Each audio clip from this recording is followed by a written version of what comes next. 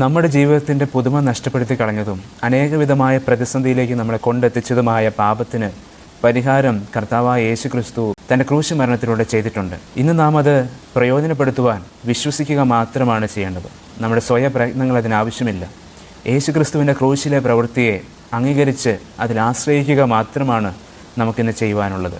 താങ്കളുടെ ജീവിതത്തിന് ഒരു പുതുമയും പുതിയ വെളിച്ചവും പ്രത്യാശയും കൈവരുവാൻ താങ്കൾ ആഗ്രഹിക്കുന്നുവെങ്കിൽ ഇപ്രകാരം കർത്താവിനോട് പറയുക: കർത്താവായ യേശുവേ, ഞാനൊരു പാപിയായ മനുഷ്യനാണ്. എൻ്റെ ജീവിതത്തിൽ അനേക തെറ്റുകൾ വന്നുപോയി. ഇതിനൊന്നും പരിഹാരം വരുത്തുവാൻ എനിക്ക് കഴിയുകയില്ല.